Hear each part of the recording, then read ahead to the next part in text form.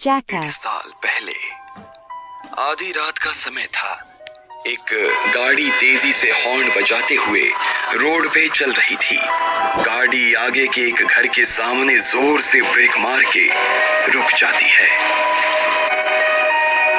उसमें से एक आदमी डर के निकलता है। वो डरते डरते घर के दरवाजे पे आके रुक जाता है और अंदर जाने से पहले वो सोचता है, मैं और नहीं सह सकता, वो मुझे मार डालेगी।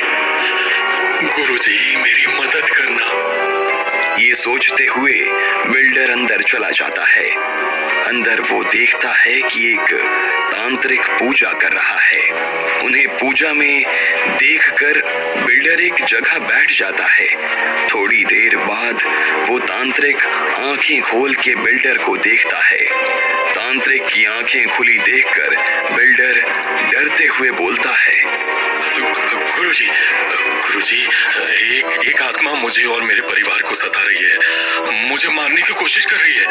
आपको ये घर देते वक्त आपने मुझे वचन दिया था ना कि आप इस घर के बदले में मुझे एक मुश्किल से बचाएंगे। गुरुजी अब मुझे और मेरे परिवार को आपकी जरूरत है। वहां ना तो विला कंस्ट्रक्शन टाइम पे हो रहा है और जो मजदूर काम कर रहे आते हैं उन्हें भी वो आत्मा भगा देती है। ना काम हो रहा है न मन की शांति है, जीना आराम कर दिया है।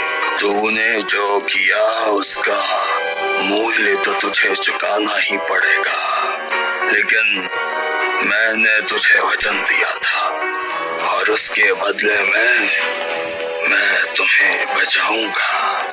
ये बोल के गुरुजी उठ के 4 तावीज लाते हैं और मंत्र पढ़ते हुए एक तावीज बिल्डर के हाथ में बांध देते हैं। ये लो, बाकी के तुम्हारे घर वालों को बांध देना।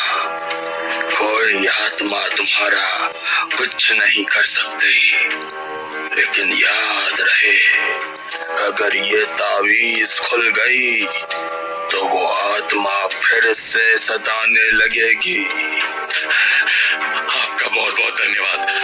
मैं अभी जाके बाकी के तावीज अपने घर वालों को बांध देता हूँ और ख्याल रखूंगा कि कोई इसे कभी ना उतारे। गुरुजी के पैर छू के बिल्डर उठ के चला जाता है। आज का दिन। हेलो सुधीर, मैंने तुम्हारी जगह। ताऊजी मैं एकांश बोल रहा हूँ, आप रुकिए, मैं अभी पापा को फोन देता हूँ। शैलेंद्र ताऊजी का अचानक से उस रात को 3 बजे फोन आया। उनकी आवाज से साफ साफ पता चल रहा था कि वो बहुत डरे हुए थे। पापा, ताऊजी का कॉल है, आपसे बात करनी है उन्हें। पापा एकदम से सोच में पड़ गए। उन्होंने फोन लिया। हेलो, हाँ भैया। सुधीर, मैंने तुम्हारी जो जमीन जिसे मैंने इतने सालों से अपने कब्जे में रखा हुआ था, तुम मुझे उसकी कीमत बता दो। मैं हर्जाने के साथ एक एक पैसा सुबह ही तुम्हें कहीं से भी इंतजाम करके चुका दूंगा, या तुम अपनी जमीन के कागजात कल सुबह ही आकर ले जाओ। ठीक है भैया। पापा सोच में पड़ गए कि इतनी रात को ताऊजी ने जमीन को लेकर कॉल किया। अचानक उन्हें क्या हुआ? लेकिन पापा को ये बात थोड़ी ना पता थी कि वो कॉल ताऊजी ने खुद की मर्जी से नहीं किया था, बल्कि पिछली 2 रात उनके साथ जो हुआ उस वजह से किया था। जब आधी रात के अंधेरे में ताऊजी खर्राटे भर रहे थे, तभी उनके कमरे में एक साया मंडराने लगा। वो वही साया था जिसने पापा को भी अपने वश में किया था। पता नहीं है तुमने क्या किया है। तुम्हें जमीन के बदले जान देनी पड़ेगी।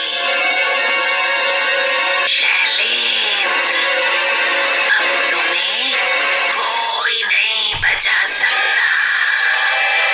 ताऊजी को लगा कि ताईजी उनके साथ मजाक कर रही हैं और उनकी नींद तोड़ने की कोशिश कर रही हैं, तो उन्होंने नींद में ही बड़बड़ाया, ईश्वरी, ये क्या मजाक कर रही हो? सोने दो मुझे, ये कोई मजाक करने का वक्त है। ताऊजी ने अपनी आंखें खोली और तुरंत ही ताईजी को देखा। ये क्या? ईश्वरी तो गहरी नींद में सो रही है। शायद कोई वहम होगा। तभी वो दूसरी ओर पलटे तो अचानक उन्हें हवा में लटके पैर नजर आए। वो पैर सामने की ओर नहीं बल्कि पीछे की ओर मुड़े हुए थे। पैरों की नसें एकदम लाल रस्सी की तरह दिख रही थी, जैसे पूरे पैरों को बांधा हुआ हो। इतना देखकर ही ताऊजी कांपने लगे। मैं जरूर कोई सपना देख रहा हूँ। ये किसके पैर हैं? तभी अचानक उन्हें एक आवाज सुनाई दी। तुम्हें वो जमीन या फिर पैसे कल सुबह होते ही लौट जानी होगी, वरना उसका अंजाम अच्छा नहीं होगा। अगर तुमने ऐसा नहीं किया तो मैं तुम्हें और तुम्हारे परिवार को बर्बाद कर दूंगी। इतना कहते कहते उसने अपना चेहरा ताऊजी के चेहरे के सामने रख दिया और उसकी आंखें बस ताऊजी की आंखों को देख रही थी।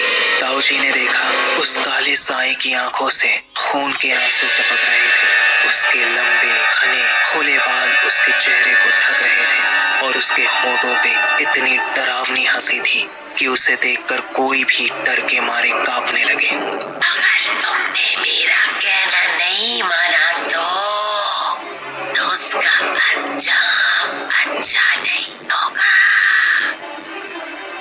मैं तुम्हें और तुम्हारे परिवार को बर्बाद कर दूंगी, बर्बाद कर दूंगी मैं। ताऊजी तो बस सोच रहे थे कि किसी भी तरह से वो वहां से भाग जाए या ताईजी को उठा दें, लेकिन वो इतना डर गए थे कि उनके हाथ और पैर दोनों एकदम सुन्न पड़ गए थे और वो बहुत कुछ बोलना चाह तो रहे थे, लेकिन उनके मुंह से एक शब्द भी नहीं निकल पा रहा था। कौन हो तुम? तुम्हारा उस जमीन से क्या नाता है?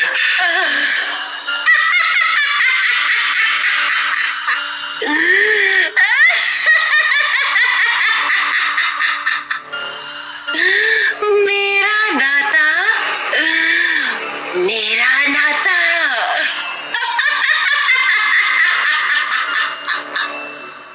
मेरा नाता उस जमीन से नहीं, उस परिवार से है जिसकी जमीन तुमने अपने पास सालों से हड़प रखी है। उस परिवार का इस जमीन से कोई नाता नहीं है। ये जमीन मैं किसी भी हाल में किसी को नहीं दूंगा। ये जमीन तुम्हें सुधीर को देनी ही होगी, वरना ये फैसला तुम्हारे लिए बुरा और भयानक साबित होगा। इतना कहते कहते वो गायब हो गई। ताऊजी कांप रहे थे। उन्हें समझ नहीं आ रहा था कि उनके साथ अभी क्या हुआ था। उन्होंने डरते हुए ताईजी की तरफ देखा। ताईजी बहुत ही शांति से सोई हुई थी। उन्होंने ताईजी को उठाया। सुनती हो ईश्वरी? उठो, उठो ईश्वरी, उठो ना। क्या हुआ आपको? सब ठीक तो है ना? तुम्हें इस कमरे में कोई दिख रहा है? देखो ना, बताओ ना। नहीं, क्यों? क्या हुआ? कोई हमारे कमरे में क्यों आएगा?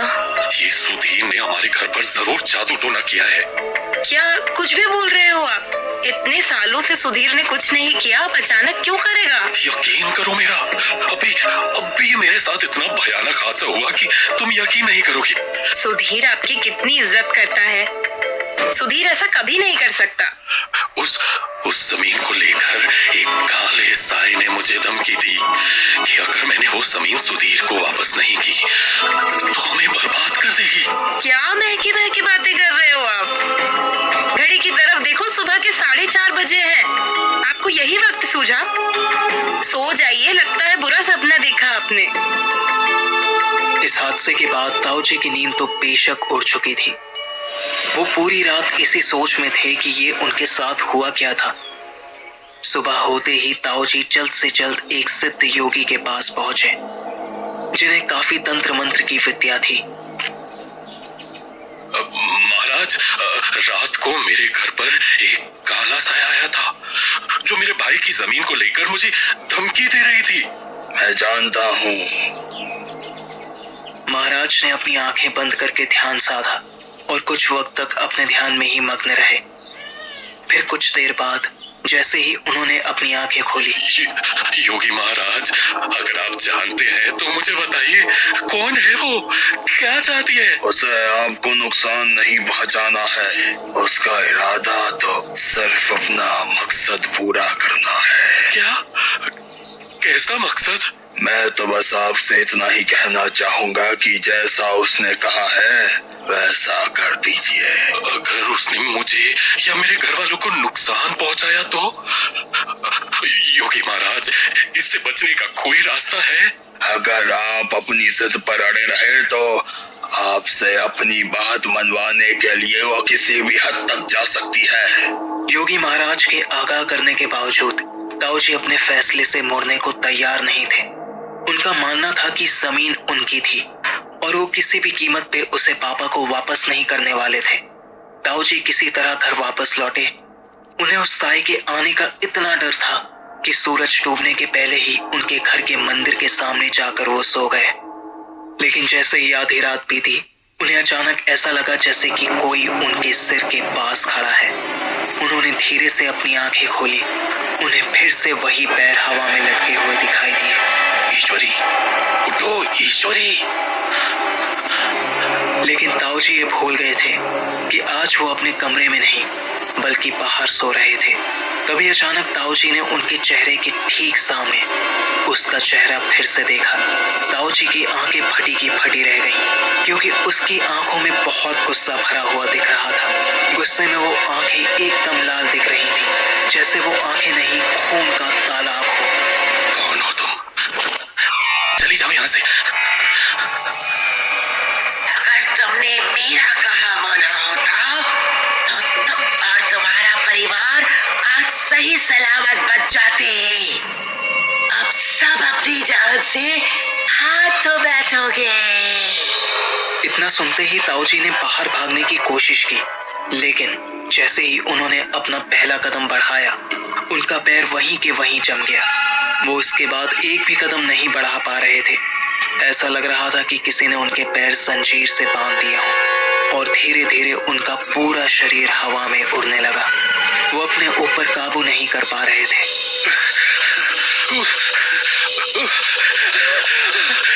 ये क्या हो रहा है? मुझे जाने दो, मुझे छोड़ो। ये कोई वहम या बुरा सपना नहीं है शैलेंद्र, ये तो शुरुआत है मेरी बात ना मानने की। मुझे जाने दो, तुम जैसा बोलोगे मैं वो करूंगा। जाने दो। ताऊजी बोलना तो बहुत कुछ चाहते थे, मगर कुछ बोल नहीं पा रहे थे। वो इतना डर गए थे कि उनके पसीने छूट रहे थे। उनको ये सब सच नहीं लग रहा था, लेकिन आंखों देखी कौन टाल सकता है। कल सुबह होते ही जमीन के सारे कागजात या उसके बदले पैसे अपने भाई को लौटा दो। अगर तुमने ऐसा नहीं किया तो इसका अंजाम बहुत बुरा होगा, बहुत बुरा। उसकी एक झलक तुम अभी देख चुके हो।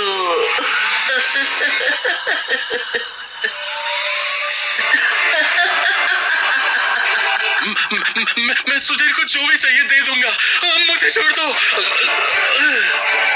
ताऊजी के ये बोलते ही अचानक वो जमीन पर गिर पड़े और वो साया भी वहां से गायब हो गया। ताऊजी ने फिर बिना देर किए सीधे फोन उठाया और कॉल लगा दिया। ताऊजी ने पापा को उस काले साए के बारे में कुछ नहीं बताया और जमीन के बारे में बात करके कॉल रख दिया। जैसे ही कॉल पर बात खत्म हुई, पापा के चेहरे पर तो चिंता और खुशी दोनों साथ साथ दिख रही थी। वो बिल्कुल हक्के बक्के रह गए थे। लेकिन दूसरी ओर ताऊजी की हालत ऐसी थी जैसे किसी ने उनके अंदर से उनकी जान खींच ली हो। वो सुन पड़ गए थे। ताऊजी से बात करके जैसे ही पापा अपने कमरे में पहुंचे। क्या हुआ? इतनी रात गए? किसका फोन था? वो शैलेंद्र भैया का फोन था। भैया? वो भी इतनी रात को? सब ठीक तो है ना? हाँ, वो जमीन लौटाने की बात कर रहे थे। जमीन को लेकर इतनी रात गए कॉल? हाँ, और तो और उनकी आवाज से ऐसा लग रहा था जैसे वो बहुत बीमार है। ये आज आपके भैया को अचानक क्या हो गया? सालों से जिस जमीन की वजह से हमसे कभी ठीक ढंग से बात नहीं की, आज अचानक इतनी रात को उस जमीन को वापस करने की बात कर रहे हैं। पता नहीं, अचानक ये सब, मैं भी हैरान हूँ। कहीं कुछ। एकांश अपने रूम में अकेले लेट जाता है। पिछले 2-3 दिन से क्या हो रहा है उसके दिमाग में वही चल रहा था। उस विला के बारे में सोचते सोचते उसकी आंख लग गई, मगर उसको अंदाजा भी नहीं था कि वो आत्मा और क्या करने वाली थी।